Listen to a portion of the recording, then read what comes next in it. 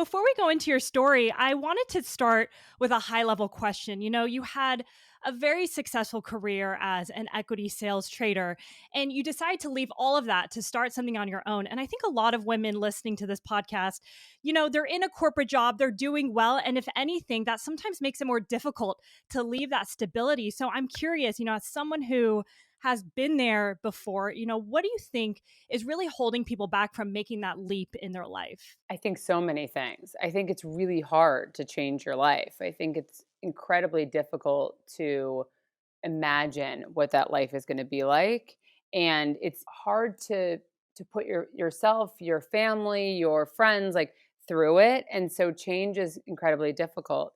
I also think that sometimes people imagine what it's going to be like, and so they think that that's going to be like it's what it is on Instagram. And Yeah. so I've had people say to me, which I always think is kind of funny and kind of, I don't even know how to respond to it, where they say to me, I didn't, I don't love when you post when you're having a bad day, or they like kind of get thrown a little bit because what they believe to be their kind of like their life and a life that they wish was different, a life they wish was more entrepreneurial, they don't actually want to see when it's hard because they already perceive their life to be hard. And so I always never know how to respond to that. I think the reality is both lives, right? Whether you're in a job you don't really want to be in or a career you wish you were doing something different, even if you're me, right, where I'm in a job and a career that I want to pursue, that I'm actively so deeply passionate about, it's still hard. There's still hard days. And I would say for me, it's much murkier of where this goes, right? I know where I want it to go and I know where my vision is, but I'm creating something out of nothing and literally trying to forge the path that hasn't been done before. And it was in a lot of ways simpler and more obvious when I was on a more corporate trajectory. So then if it's so difficult, and I totally agree, even as someone who recently launched a business, I'm like, damn, it's so much easier when somebody tells you what to do and then I hit those goals and I kill it in finance, very similar to your journey. So what is it that pulls you into Olive and June and keeps you going? Because as you mentioned, it can be incredibly hard, and we'll go into more detail later, but what is holding you in this journey and gets you excited about it? I think my personal passion for it holds me in it. I think my personal desire to make people really happy and make them feel good about themselves really is what holds me. When I worked in finance, just didn't care if the market went up or down. And I think that that's like a fundamental issue with having a job where you're covering hedge funds and you're caretaking their trades all day long, and making sure they get the right execution. I mean, we had a lot of fun and I liked my clients and we were personally really good friends. A lot of them are investors, but I didn't I wasn't super deeply passionate about the fundamentals of the market. And so this, like with Olive and June, I really care. I care if your polish is chipping. I care if, creating the perfect formula so your polish doesn't chip. I care about creating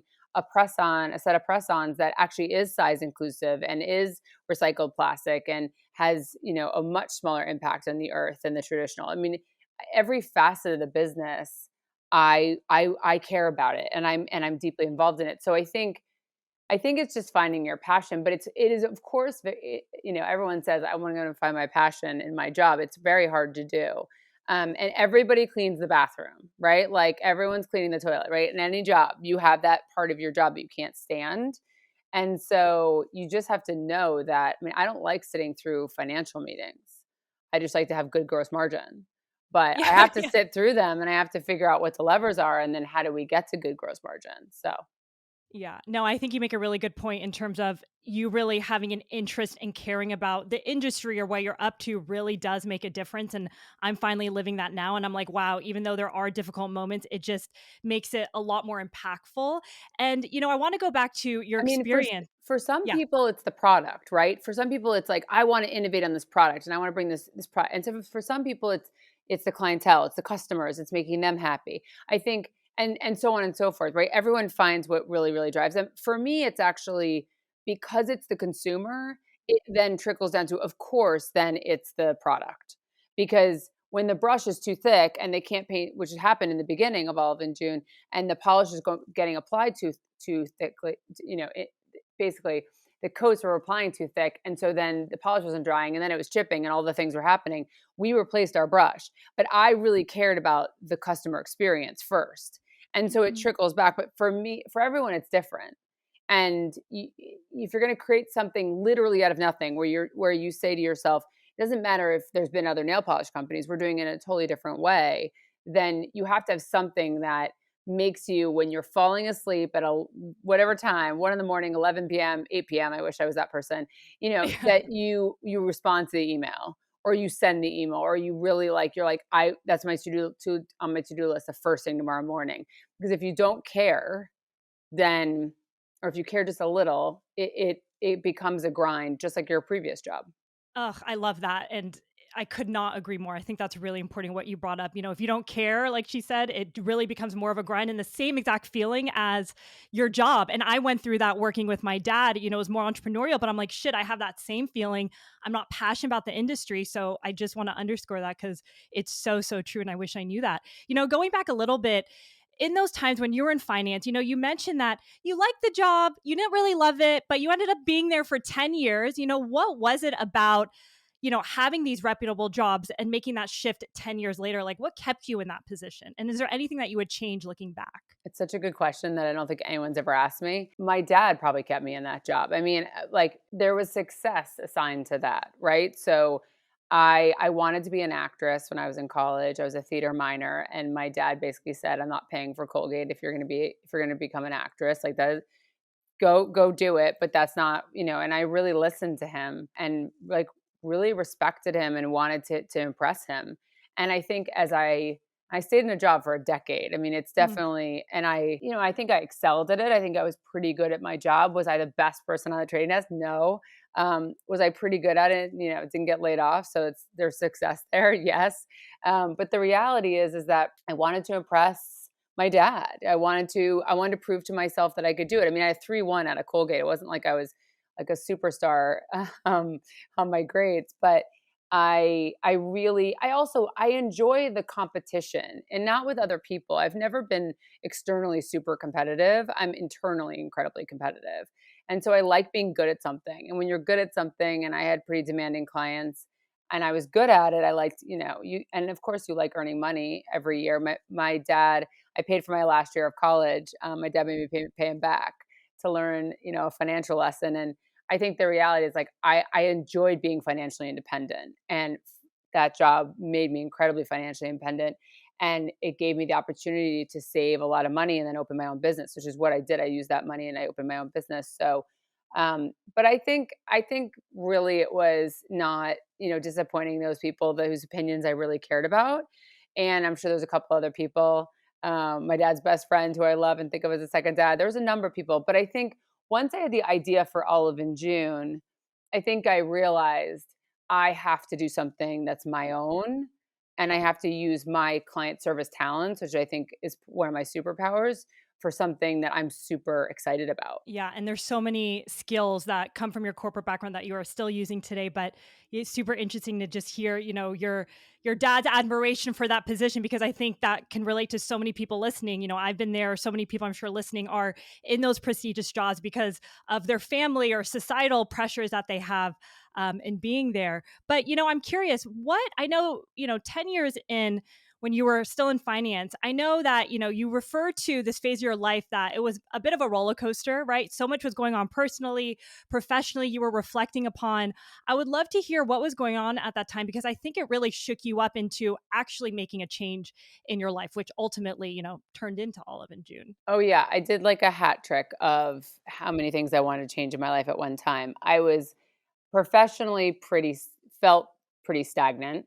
I was getting promoted. It wasn't like an external. It was an internal stagnation of me just feeling Mm. like I I wake up, I do the same thing every day. This is Groundhog Day, and I have no ambition of really running a group here or, any sort of management. I was a straight solid producer. Um and then personally, I was, I think, growing tired of New York. I think I felt a little bit like I can't live in this weather constantly every year, the seasons. I grew up in New York or the suburbs of New York, and I think I was ready for a change.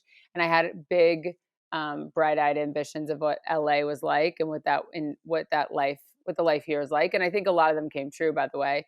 And then I personally was leaving my husband. So I was, who's a wonderful human, but was not my human and or my forever human, I should say. As and it was, which is an incredibly difficult time in my life where all my friends were getting married. I had just turned 30. We had all gotten married basically around the same time, and I realized this isn't the person I should be with for the rest of my life. So it all kind of, I think my family thought I was having a psychotic break, and I was like, "No, I just think that it's time for me to do something new and different." My brother is a really is like a free spirit. And we both have gone through a lot of changes in our life, but he's almost 5 years older and he really thinks in broader terms than I do, or he did for a long time. And he really was a big impact and influence on my life of, you don't have to live in the East Coast. You don't have to do this job. You don't have to take this path. You can do things differently. And we actually both left finance at the same time, ironically. So he kind of, I think, gave me, and really was the only person in my immediate family that gave me the freedom to think I could do something different. And he's incredibly supportive to this day. There's no bigger cheerleader in my life. I think it's when you're doing or in the middle of such a pivotal change in your life, I feel like that support system is so key. So having someone like your brother who's so close to you, understand, also worked in finance, was looking to switch, his own career is huge. And, when you were coming to LA, I'd love to hear, I know you were searching for different kinds of jobs. I don't think at the time you knew you were going to start your own business. So kind of walk me through this transition period and what you were doing when you quit finance and you were just kind of dabbling in this new world that you were in. I definitely didn't. I thought I was gonna be a talent manager. I really, really, really enjoy making people happy and feel good, and I was an excellent intern. So, I was an intern for 4 summers in a row, everyone. So, I feel like I excelled at the intern job, and I think a lot of management of people is making people happy, and, like, that intuition and that skill set, and it just gets, like, the stakes get higher, the deals get bigger and more real and more impactful. But the reality is, your job is to make someone's life good. And so you basically just, like, the content changes, but the management is similar. And so I really wanted to come out and, just to kind of frame it for everyone, I had massive hedge fund clients, who had billions of dollars under management. And so then managing talent in entertainment, again, same structure of deals, same kind of patience thresholds, definitely like a lot of personalities. And so I felt like if I can do this, then I can do that. And it's so funny because I ended up interviewing in a bunch of places, met my now husband, who's an agent at a talent agency here, who talked me out of being a manager. And then, like, 2 years after we were married, I remember we were out, this is, 5 years ago. And I said to him, I said, okay, if I was in entertainment, what would I do? And he's like, well, of course you'd be a talent manager. You'd be amazing. And I literally was like, what are you talking about? I thought you said, and he was like, well, yeah, I just didn't want you to work in entertainment. So it's a funny thing because I do think that would be the job. And a lot of my friends that I love, that I deeply, deeply love, and some who I was with this week are managers. So I Next think life. it's, yeah, well, no, I actually think that what they do, I think I had a very simplified view of what they do. I think that they are superstars. But yeah, I mean, I think if I was in entertainment, I'd be a manager.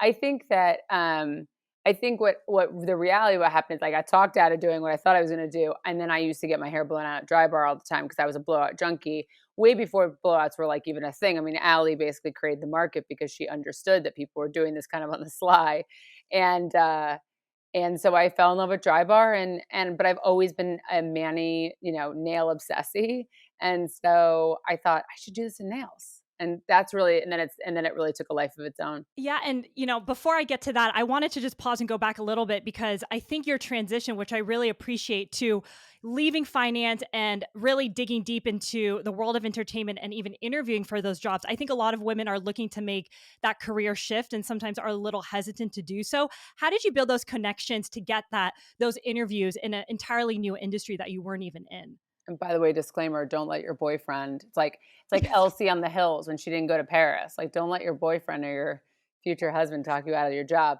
PSA, if we take nothing else from this podcast. No, it's funny. I really didn't have a lot of ins.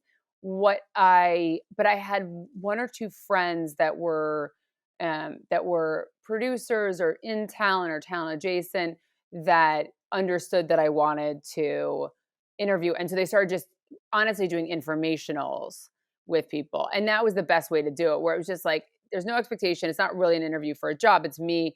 I've had this decade long career and I want to do something different. And what does that look like? And really and I took every informational conversation that anyone would have with me. I think a lot of people think that they're going to switch careers, or even if you're just starting out and you're going to have, like, it's all going to be laid out for you. Take every call, every interview, every conversation, everything, because you just don't know. I mean, there was someone who I talked to who's now my friend's husband, and he wasn't like super like, you should come do this. He was kind of like, I don't know, I would say like he mildly blew me off, but he did. And we were at a barbecue a few months ago, and I was like, remember when I called you? And he was like, oh my God, I do not remember that. And Yeah. I remembered it from, however, 12 years ago. So, but that was a dead end. Of course, there were a million like that. And it was no big deal. He just didn't have anything for me. And I wasn't mad about it. I was just like, okay, this isn't going to pan out into something. And then some really turned it into really big things, into really big conversations. The reality was I wasn't really willing at that point to take a total step back into being an assistant again. It's really hard after you've worked for 10 years and you're 31 and you're ready to do something. I didn't have any experience to be a coordinator. So I think my husband pointed out, similar to what my dad did for me, where they gave me a little bit of resistance. The reality is, if you allow the resistance to hold you, you shouldn't be pursuing it. How much resistance did I get for Olive in June? Everything. Everyone put resistance. My husband told me it wasn't a very good idea. And I basically told him he was crazy. So I think it's okay to get resistance. And I actually think it's really good to get resistance from people that you respect, because how you respond to that resistance and you respond to that push one way or the other really kind of shows you what path you should be on.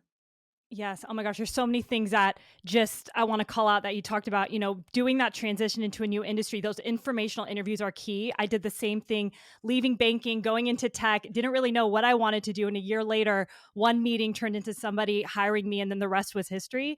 But I think that's super important. And going to Olive and June, you talked about you're in Drybar, you love the concept that Ali created, and you always had an obsession of nails. That it just sparked this light bulb moment in your mind. But like you mentioned, your now husband, boyfriend at the time, thought it was a crazy idea. So what was it about this idea? Was it certain women that you spoke to that kind of gave you the confidence to go forward? Like, what was that time period like in your life when the idea came? The minute I had the idea, I knew it was good. The other people, mostly women, who validated it after helped support the idea. And I don't think I met someone. I think there was like one or two people out of like 300 that were like, I don't really get it. I wouldn't spend a lot of money on my nails. And because the reality was, it would be more money than, it was like this middle option, right? It was more money than a kind of a quick mani. And it was obviously way less expensive than the Peninsula Hotel. It was this really like in between affordable luxury option. But people got it. And I think in LA, there is this middle category of affordable luxury, and it's mostly in food, but now it exists in other forms. But food and fitness really is where it thrives. But if you think about LA and you think about, Sugarfish started here, Umami Burger, which was really big at the time, Earth Cafe, which is like, which was prominently in Entourage, right? Like Yeah. there is that like kind of like elevated casual vibe here, and I think that it really shows in the service industry, and there really wasn't that option in nail. And I just like saw it, and I just have always loved having my nails done. Fun fact, my dad, who by the way is clearly a through line of like good and evil, just kidding, kind of, My dad's the he same. Love you, dad. I know. It's like I had a therapist once say he's like smoke in a room. Like, and right, you can't get it out of any of the furniture. Like it's just there. Like it could be good, it could be bad. It depends on if you're smoking at the time, right? So um but That's funny. but he didn't let me paint my nails when I was a kid because he thought it was super gauche. And so I would sneak nail polish underneath my bed and like just paint my nails and then just avoid him. And like I would like have my hands in like cuffs, like in my little jacket, like avoiding him so he wouldn't see me. But I was obsessed with my nails being painted. And so it all comes through in the therapy sessions, y'all. Don't worry. It's I love it. a real I mean, talking therapeutic about journey.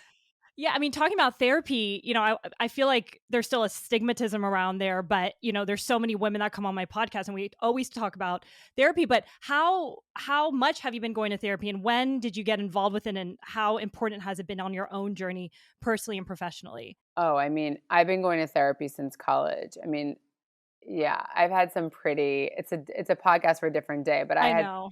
yeah, I had a couple traumatic episodes that like really kind of pushed me to therapy, or at least one did. And I think that I don't think I realized how good therapy would be. And then you go and you're like, oh, this is a place where, by the way, my therapist now won't even like let me ask how she's doing. I'm like, how are you? She's like, good. Now let's go on to you. I'm like, no, but like, how are you? Um, but I've been in and out of therapy since I was 17. And I think I was really lucky in college that it was included in tuition, and I really like appreciated that with Colgate. I think they really understood what kind of your maturation is in college and what you need, and so it was a deeply needed and super appreciated resource. So um, yeah, I think it's good for everyone. I think if you think you don't need it, it's always the days you think you don't need your session. You're like, I'm going to cancel, and you go, and you're like bawling your eyes out. So I'm totally of the belief that we are all changing and evolving and growing and hopefully becoming better versions of ourselves every day. And we just have to keep. I mean, I love. I haven't gone to Hoffman or any of those programs, but I just like. But I wish I had the time to do them all. Like I think the reality is like we can only try to be better versions of ourselves and more kind and generous versions of ourselves with others as much as possible.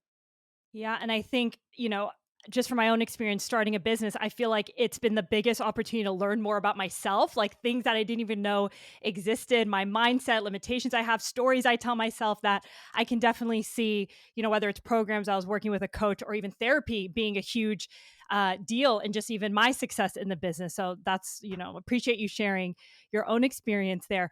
But, going back. I think my divorce made me incredibly empathetic. I don't think that I was the most. I think I was a kind and loving human prior.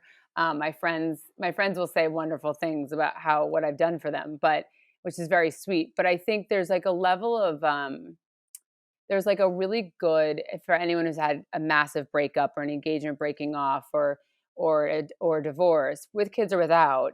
There's a grounding in that and a reset that it gave me. And there's a ton of judgment that people will have, and if you can see it through to the other side, you really, I think, become a more generous and empathetic person. And I was already really focused on people and making people happy because I'm an Enneagram too, so it's like all I can think about is like making people like me.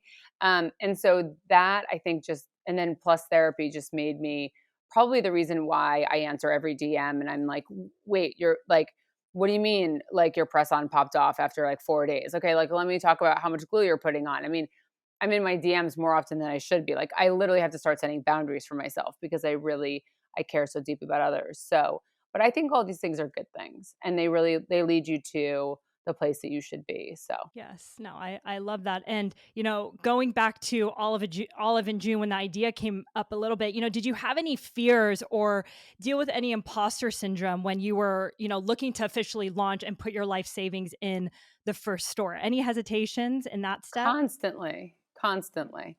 And I still have them. I mean, you're always a little paranoid and always a little bit anxious about, you're putting something in the world. You're also like, it's like an art installation. You're presenting something that's like coming from your heart. But also, I think there's always fear. We've de-risked the business in some ways because we've gotten bigger. And so, and we understand, and we've actually launched a bunch of innovation, right? Which now it becomes, okay, launch new colors or new designs or new press-ons. And so it's a bit different, although we have a lot of innovation coming still, which always gives me a ton of anxiety. But I remember saying to my husband, I want out on this, like a week in. And he was like, you're on the roller coaster, like you're strapped in, like you can't get off now. But I think then the fear gets, well, how can I grow it at this rate, or can I keep growing it at this rate, or how do I? And it gets harder to grow, right? I Mm. mean, you've acquired all the easy customers, then it becomes the harder customers. But I like the challenges of it. I enjoy working. I enjoy um, achieving, and I enjoy figuring out problems. And so, um, if it was easy, I think I would be bored of it. I mean, I'm not bored of reality TV, and that's pretty easy. But I think that's probably the only exception in my life. I really I enjoy the struggle a little bit, which probably is like also some deep seated issues I should work out in therapy.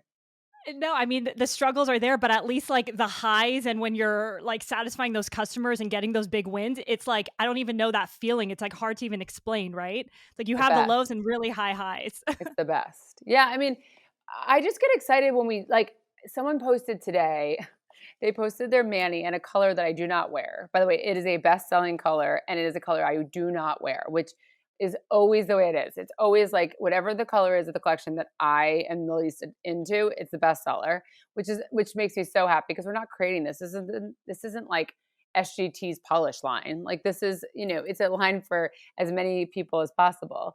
But they posted this color and they just got engaged, and they posted it. And I thought to myself, this is amazing. This person like loves our product so much that they are so excited about the mani they had when they got engaged. And it's a color that of course I do not wear. Like, and it's a bestseller. It's great. It's great. Like this lives without me, like hopefully I was the kindling and I am can be the gasoline now, but like I am not the fire. The community is the fire.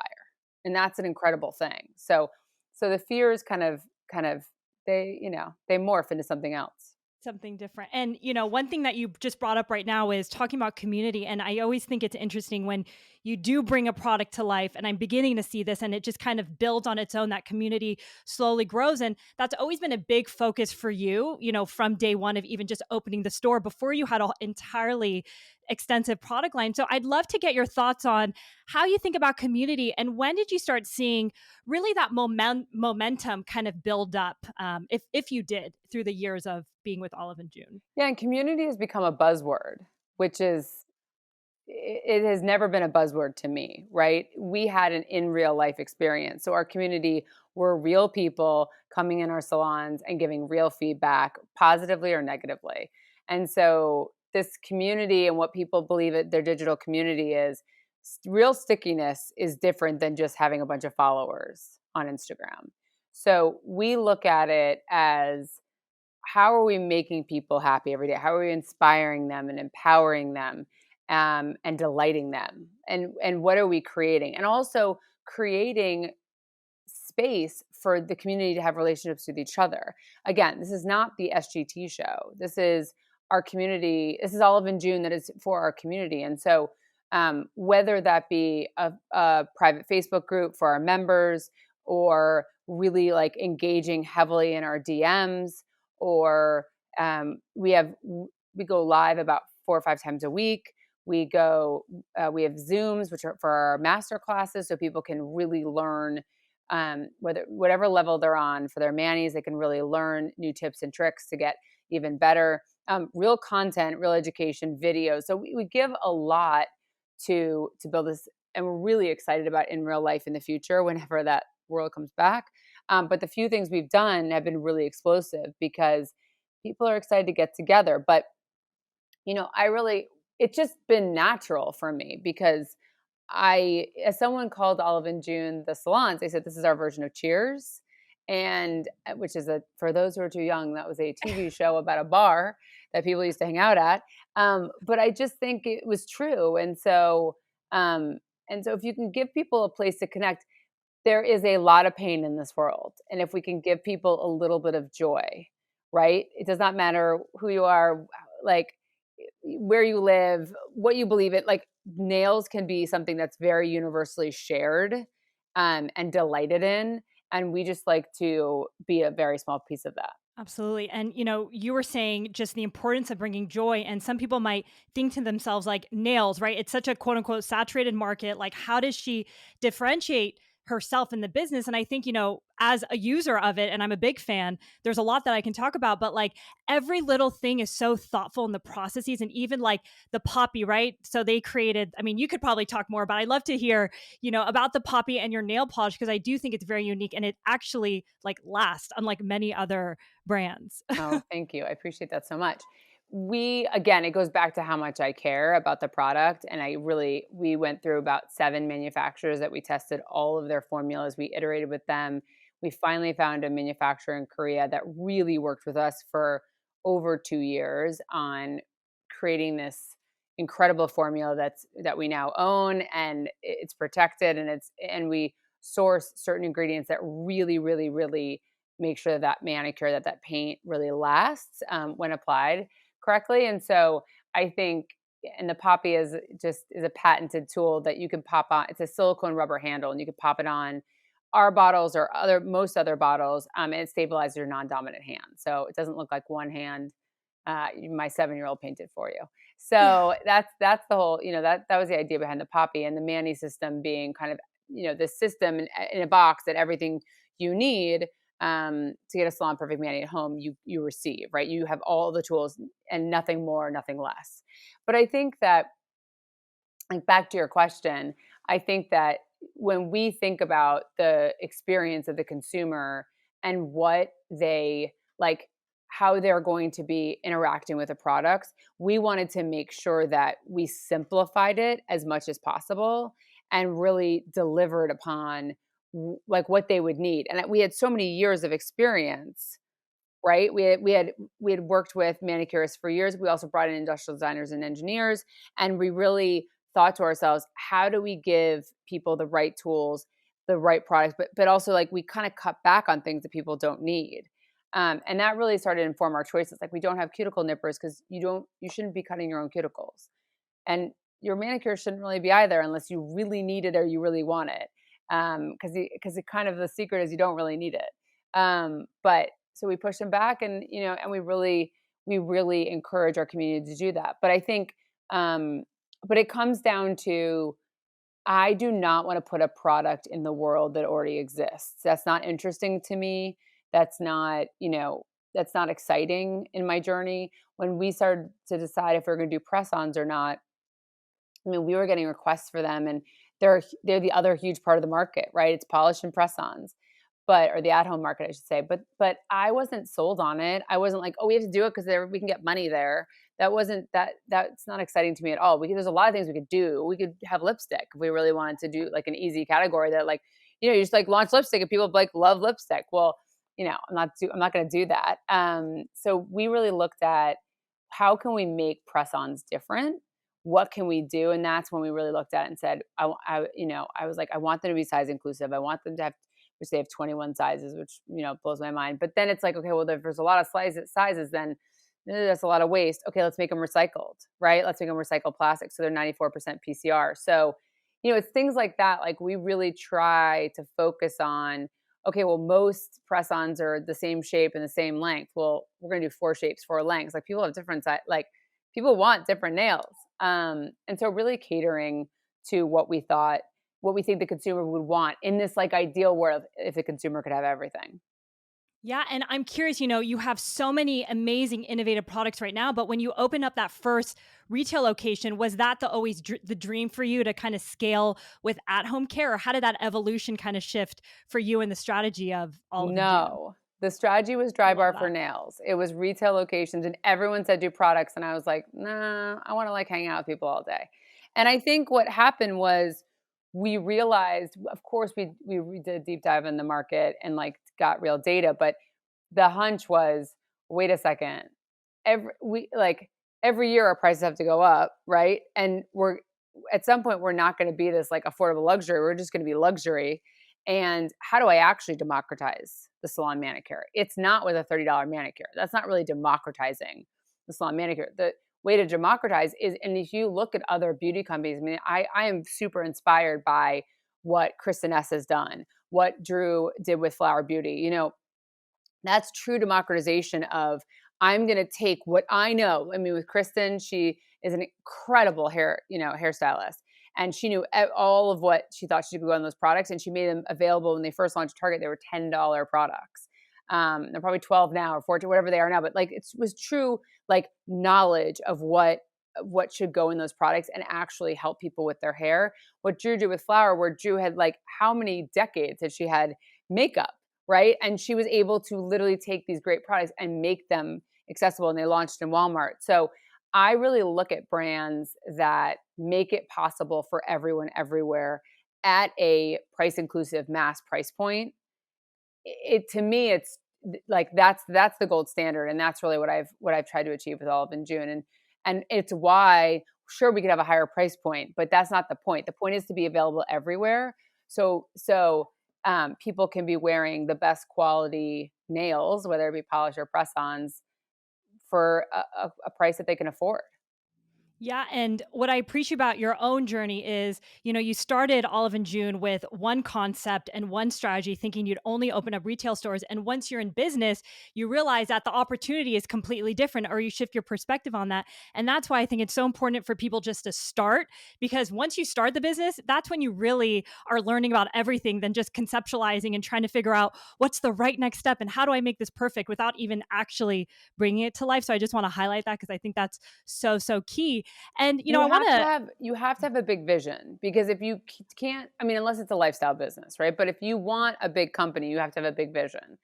But then don't be afraid to pivot from it when using the kind of whatever you've built to shift into something else makes more sense. I mean, I didn't know there was going to be a global pandemic, right? So we were launching products well before the pandemic, but then the pandemic hits and my salon business goes to zero.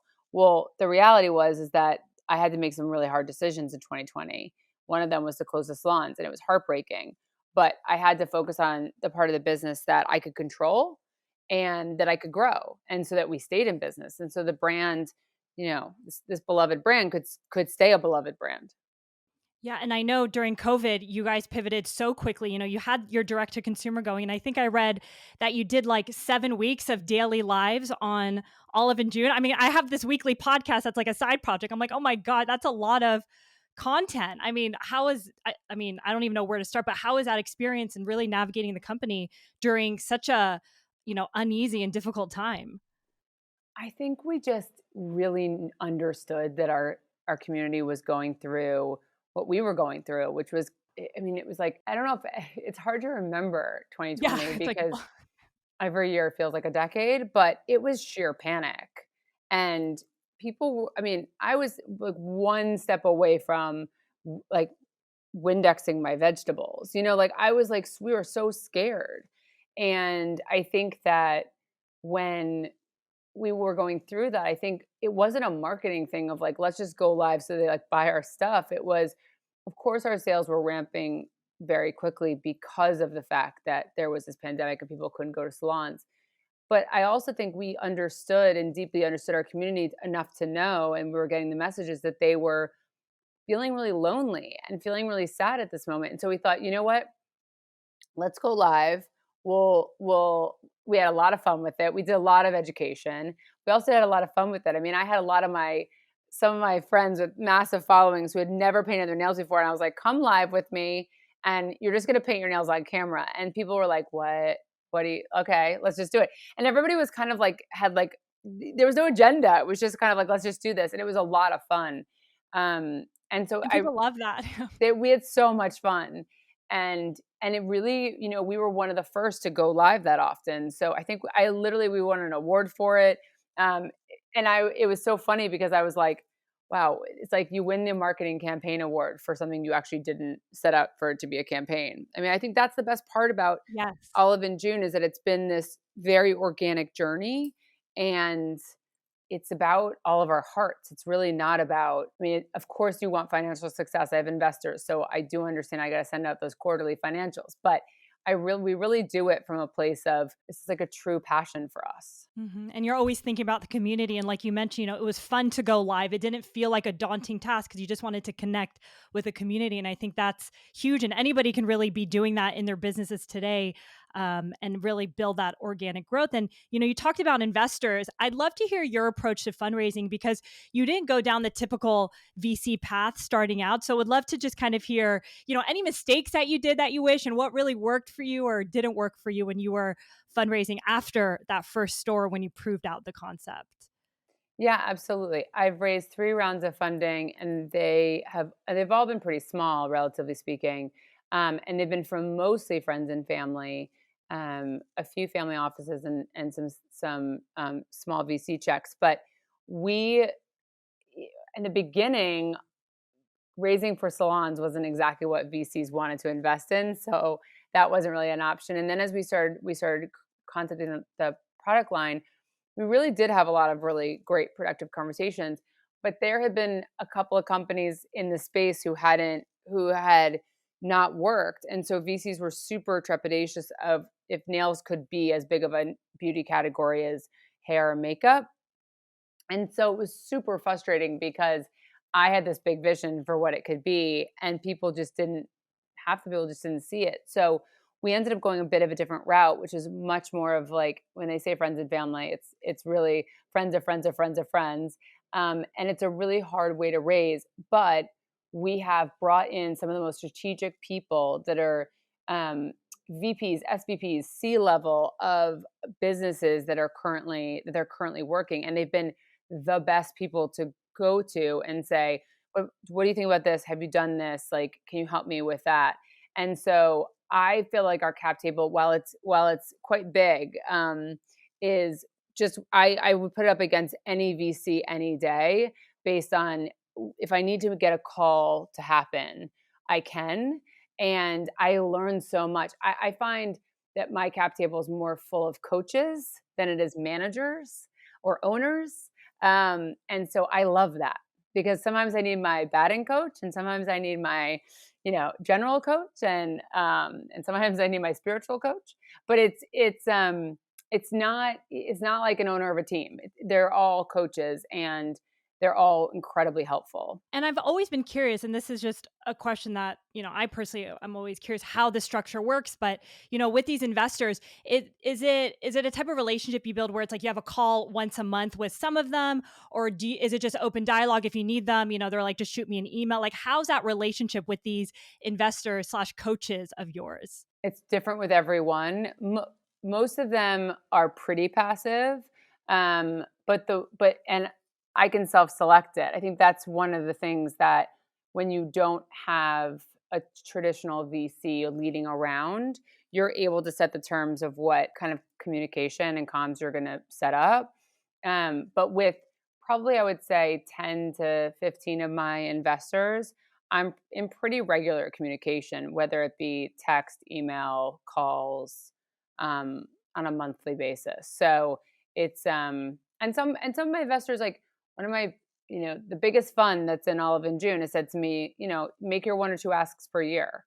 They're huge, right? They've got a lot of things going on. They're in Olive and June because they love the concept and they're there, but they lead a bunch of rounds, so they're focused elsewhere. And I can make that call once or twice a year, and every time I make it, they go out of their way to be super helpful. So I think it's just it really depends on the investor. But I'm very, very lucky because I've heard some crazy stories, and I really would stack my cap table up against anybody else's. Yeah, and I think, you were very selective of who you brought in, and if I remember correctly doing some research on you, the early days of when you were fundraising for that first round was really tough for you. You've never done it before, and I think you weren't reaching out to the right friends of friends. So what really shifted, in your strategy? Was it people who were in the space, or were you reaching out to more people who kind of knew nails or women who understood the concept? Like, what really worked for you to get those really great investors? Because like, you're right, we have a lot of women that have come on here that not, don't really have that love for every single person on their cap table. Yeah, so someone gave me advice, and I don't think I really appreciated it at the time. But one of my investors who ended up introducing me to like the pocket of investors that ended up putting in the largest checks in the first round said to me, you need to find some local LA investors whose wives will love Olive in June. And I really didn't understand that because I thought, well, anybody could understand that I'm going to be the next Drybar. So I'm going to be everywhere. But the reality is that if a lot of investors are men, vast majority, and they have wives, a lot of them, who will have walked into the salon or seen the salon or had friends who go into the salon that'll say, it's the best salon I've ever been to. And truly, that was the best advice. I didn't appreciate it at the time, but it ended up being exactly right because then the people who came in, that's exactly what happened. And they might have thought it was a crazy concept, but the most important person in their life said, it's amazing. She's amazing. We should do it. And by the Yeah. way, that is held true with, I mean, I can think of one investor right now who cracks me up on a weekly basis where he was like, I didn't know, but Meredith told me to do it. So we did it. And they're like some of my favorite investors because they understand what they don't understand. Yeah. And I think that's Mhm. the problem. The fact that the amount of funding that goes to women is 2%, give or take. And by the way, the vast majority of that is to white women, which is just like, it's just so disheartening that not only that women of color are so disproportionately disadvantaged in funding, but also that we have this setup where, wait a second, so 98% of funding is going to men. Well, half this planet is women, and women understand how to solve women's problems. So why in the world are we not funding that appropriately? We're having men solve our problems. Well, that's just doesn't make any sense. So it's nothing against men. I think they should just get half the funding. Yeah, exactly. And like you said, at least they are open to they don't know what they don't know. And at least they're open to their wives giving them feedback because, they don't do their nails. They don't understand. So I appreciate their perspective. And hopefully, we can change the narrative. And I don't know if you are investing in any, I am. women I owned. You do. are. How fun. I know. Well, some angel checks. I don't have any money right now Yeah. because I all my money's in my business. But I get really excited. I get really, really excited. And I also am a person who takes so many calls, right? I do, and I try to I try to prioritize it outside my business, right? So I don't do it during business hours, but I'll do it on the weekends or at nights. And I really, really try to work with women, and it's like women founders because I'm like, we deserve to have the support and the generosity that men are giving other men. And so I'm trying to change the narrative. I mean, I'm just one person, but I think all women founders feel this way, right? Where it's like female founders, like how do we support other endeavors that are actually supporting what we want and need in the world. And so hopefully we can change it. That's obviously one of my missions. Yeah, I have goosebumps just hearing you. I mean, my small way as I'm building my business, which is my full-time job, is this podcast. If I can elevate women's voices and make people understand this, the behind the scenes of what it takes to build a business. But similar to you, like my biggest motivation to create that success of my business is to give back, inspire other women, have more women, badass women entrepreneurs building big sustainable companies. So I love that you're in the position to be giving back and doing small angel checks because I'm sure it's super fulfilling. And I'm going to shift gears a I little mean, bit. I always say I'm like the check is small, but like you can always email me, you can always call me, and like hopefully that's a bigger impact. We all have to have our impact in whatever way we can. Which is so huge as, someone who's so early in their business, just having someone's mentorship and guidance is more than the check. So I'm sure it's game changing that you're spending time, giving back in that way. And I want to shift gears a little bit. I've read, some of your posts on Instagram and listened to a few of your interviews where you've talked a lot about, you're very passionate about Olive and June. Clearly you're a wife, clearly you're a mother as well. And these are all your loves. And I've always, I don't have kids yet, but I always love to ask, how do you set up your life where you are balancing all these, moving pieces? And you also have an amazing friend group as well, which I know is very near and dear to you. I think it just takes a lot of calendaring and really understanding what's important to you. I think men historically have done a better job of this where they're like, this is what I care about, this is what I focus on. And I think as women, again, this is just a generalization, but I think we can often spread ourselves and say yes to everything. And I'm definitely that way. So I can only speak for myself, but I'm definitely that way. I bristle when I get this question from a man because I'm like, oh, of course you're asking how I balance my life. But from a woman, I'm like, oh, I understand because we're alike and we try to say yes to everything. And so I think the reality is that I am ruled by my calendar. I section all of my days out, and whether it be my personal or professional life, and I really just try to be present in the moments that I can with whoever I'm with. Mhm. And I also like to give myself it's funny because one of my best friends was just telling me how she just had a baby, and she was like, "Remember when you were breastfeeding and you couldn't leave your house?" And I literally joked with her. I was like, "No, I was a bad mom and I gave my daughter a bottle." And she was like, "Why are you like, yelling at me for saying that?" I was like, "I'm just kidding, but I'm giving you free license to use a bottle and leave your house."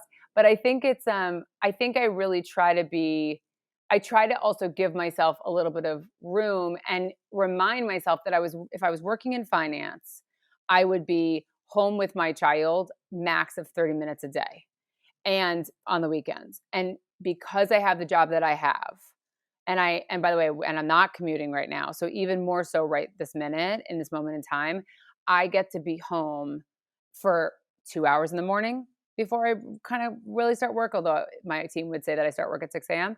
And I do take some calls before she wakes up. And then at night I get to put her down. And I get to go to tomorrow when she has her she's reading her book that she's created at school. I get to go middle of the day to that. If I worked on a trading desk, you could not leave that trading desk. You would not go to those events. And so my life, and of course, will I work later tomorrow night because of it? Yes, I will. It's the reality. The work has to get done. But I get to have a flexible schedule. And that is like, I just think that if for someone who wants to work as hard as I want to work, it is it's it's my goal. It's like it's amazing to be able to make it flexible. So it doesn't I think it's about I also think it's about don't prioritize everything. Like prioritize the friends that are really good to you and your kids and what when and if people have them and your relationship and your family and just like and let the rest of it fall away. And the power of no, saying no is a hard thing for me, but I'm learning boundaries. So, every day I get a little bit closer to being able to actually like say it more often. And I also don't love that question when people are like, how do you balance it all? But I always think my biggest fear, I only is don't like it when it's men asking. when 'Cause it's I'm like, men "Oh," I'm asking, like, "So you don't have to balance it?" Like, it's always like, which they "How should do ask you men juggle that. it?" Yeah, Yeah. exactly. I, I'm always which like, "How do you juggle it?" I don't know. exactly. But no, I but know. but I said it because I have said publicly when men have asked me, I've been like, "Well, how do you do it?" So Exa- I get a little sassy, but do you- I'm no, I glad you do. say that. I do. But some celebrity said it in a way that made me empowered me to say it. It wasn't like I came up with that very quippy comeback.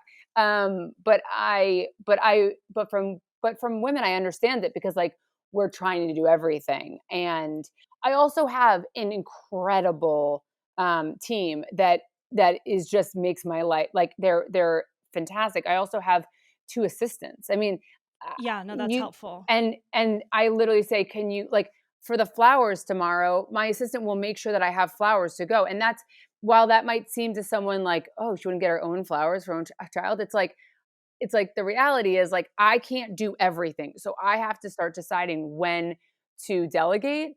And what matters is that I'm sitting in that room and my child sees me there and she feels good after. And that's what matters. And it took me a long time to get to that point because I was a person who did everything myself.